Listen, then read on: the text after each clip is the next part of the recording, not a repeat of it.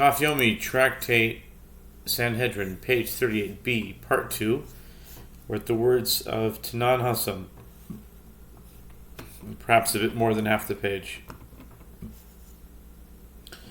Tanan Hassam, Rabbi Eliezer Omer, Havishakud lilmod Torah, v'da ma shetoshuv le'apikoires.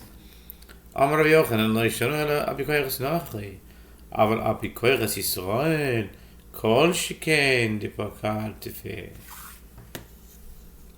We learned in the Mishnah there in Avot 2:14. Rabbi Eliezer says, "Be persistent to learn Torah, to know what to respond to the heretic."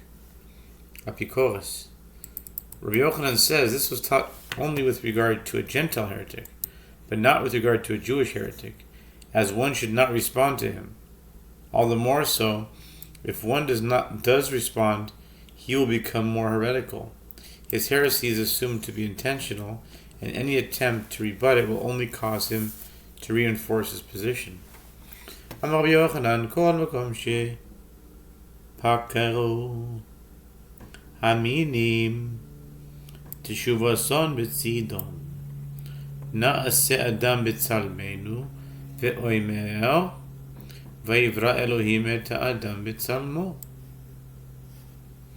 hava nirda v'navla sham sifatam וירד השם לראות את העיר ואת המגדל כי שם נגלו אליו האלוהים לאל העונה אותי ביום צרתי. Rabbi Yochanan says any place in the Bible from where the heretics attempt to prove their heresy, meaning that there is more than one God, the response to their claim is alongside them. In other words, in the immediate vicinity of the verses they cite. The verse states that God said, "Let us make man in our image," Genesis 1:26, employing the plural. But then it says, "And God created man in his image." Okay, what does it say? It says, "Vayivra Elohim et ha'adam betzalmo."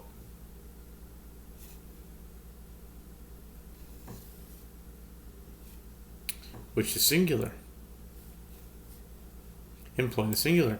The first states that God said, "Come, let us go down there and confound their language," Genesis 11:7.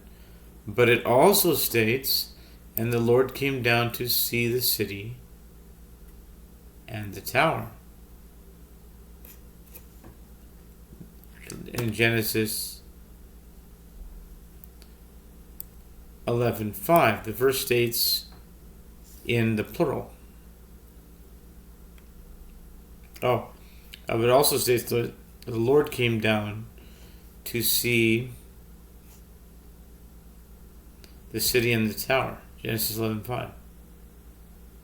The verse states in the plural, "There was God revealed to him when he fled from the face of his brother," Genesis 35:7.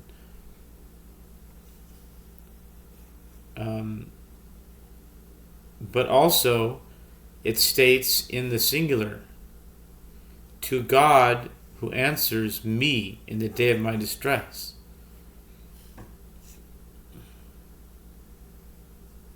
There God was revealed to him when he fled from the face of his brother. Ki sham niglu elav Elohim.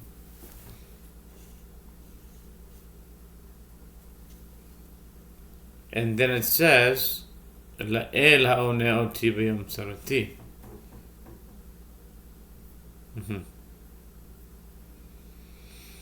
Okay, כי מגוי גדול אשר לו אלוהים קרובים אליו, כהשם אלוקינו וכל קוראינו אליו. ומי כעמך ישראל גוי אחד בארץ, אשר הלך אלוהים לדרוש לו אלוהים. עד דיקר חרסבן, רמיב, ועתיק יומין יטיב. עד די חרסבן רמיב, ועתיק ימין יטיב. Also, very fundamental. It's fun and it's mental. It's fundamental. It's challenging. It's mental. Okay, Yochanan cites several examples where the counterclaim is in the same verse as the claim of the heretics. The verse states, "For what nation is there so great that has God so near to them as the Lord our God is whenever we call upon him," Deuteronomy 4:7. And the term near is written in plural, krovim. But the term upon him is written in singular. Another verse states, "And who is like your people, like Israel, a nation, one in the earth, whom God went to redeem unto himself for a people," 2 Samuel 7:23, where the term went is written in plural, halehu, but the term himself is written in singular. Another verse states, "I beheld till thrones," plural, thrones were placed, "and one that was ancient of days did sit," Daniel 7:9, where the term thrones is written in plural, karsavan, but the term sit is written in singular.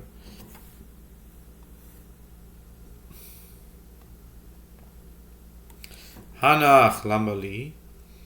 Rabbi Yochanan, אין הקדוש ברוך הוא עושה דבר אלא אם כן נמלך בפלמליה של מעלה, שנאמר גזירת עירין פתגמה ומאמר קדישין שאלתה. The Gemara asks, why do I need these instances of plural words? Why does the verse employ the plural at all when referring to God? The Gemara explains this is in accordance with the statement of Rabbi Yochanan. As Rabbi Yochanan says, the Holy He does not act unless he consults with the entourage of above, meaning the angels. As it is stated, the matter is by decree of the watchers, and the sentence by the word of the holy ones. Daniel 4:14. Atenach kulai ad di charsevan ramiv ma'ikal memar. Ad di karsevan remiv.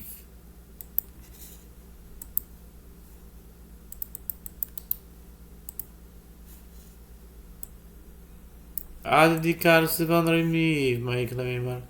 Echad lo v'echad leDavid. Ditanya. Echad lo v'echad leDavid. V'divrei Rabbi Akiva. Amar lo Rabbi Yossi Akiva. Ad matai אתה עושה שכינה חול, אלא אחד לדין ואחד לצדקה. The Gemara clarifies this works out well for almost all the verses as they describe an action taken by God.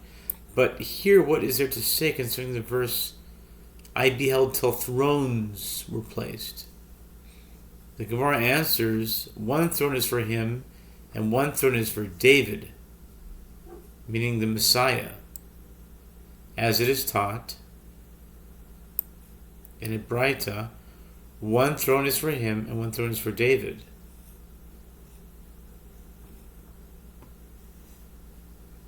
This is the statement of Rabbi Akiva.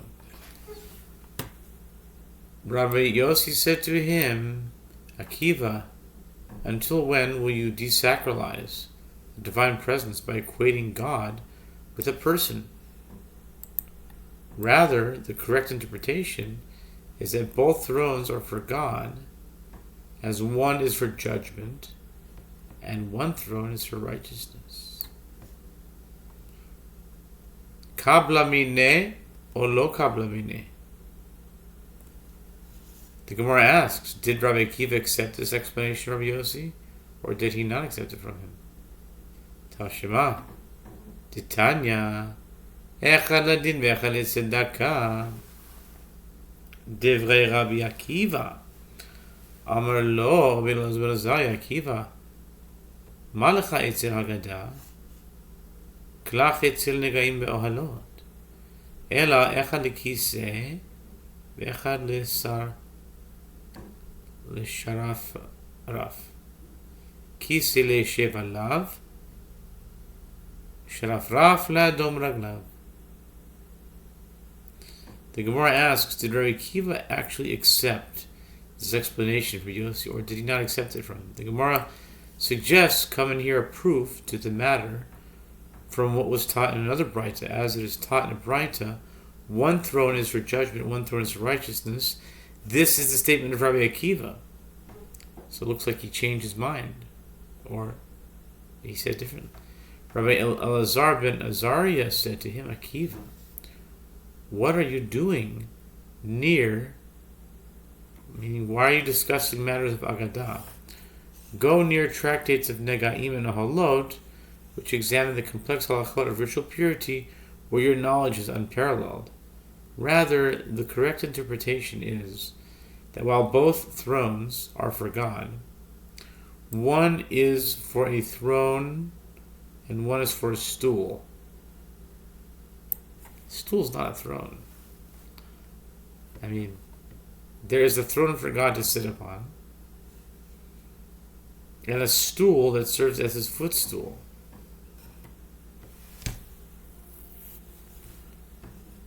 Amar Rav Nachman Haiman, Diada lehadore mine kirav idit lehadar,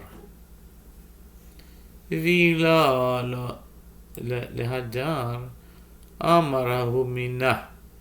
Rav idit ketiv el Moshe amar aleh el Hashem aleh elai miboileh.